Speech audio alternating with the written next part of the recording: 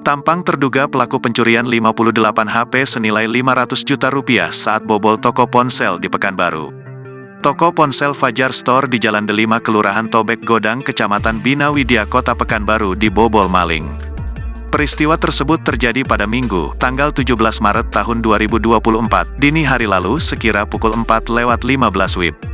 Kasat Reskrim Polresta Pekanbaru, Kompol Beri Juwana Putra mengatakan pelaku berjumlah 1 orang. Saat beraksi, pelaku mengenakan kaos hitam, celana training, serta kain penutup wajah. Pada unggahan Instagram @fajaracc terlihat tampang terduga pelaku pencurian di Fajar Store yang merugikan hingga setengah miliar. Nampak pria tersebut mengenakan baju oranye garis hitam dan sedang berada di dalam toko ponsel. Kabar terkini sudah sampai Bagan Batu Riau, mohon pantauannya bosku, tulis keterangan unggahan. Pada unggahan lain disebutkan jika pelaku kini sudah berada di Medan, Sumatera Utara untuk menawarkan barang-barang hasil curian. Diberitakan sebelumnya, saat beraksi pelaku mengenakan kaos hitam, celana training, serta kain penutup wajah. Berdasarkan rekaman CCTV, terlihat awalnya pelaku dengan mengendarai mobil Suzuki Karimun wagon warna hitam datang ke toko. Kemudian pelaku keluar dari mobil lalu membuka pintu belakang mobil.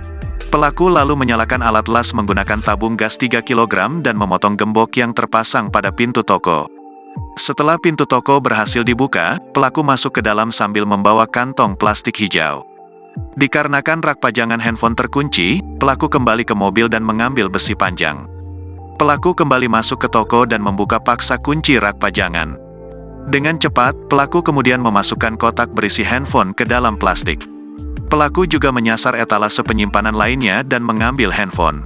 Usai melakukan aksinya, pelaku kembali ke mobil dan kabur melarikan diri.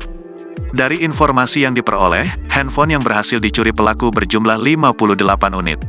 Kerugian material atas kejadian ini yakni senilai 500 juta rupiah lebih, kata Kompol Beri, Senin, tanggal 18 Maret tahun 2024. Beri menuturkan saat ini pihaknya masih melakukan penyelidikan mendalam untuk mengungkap identitas pelaku.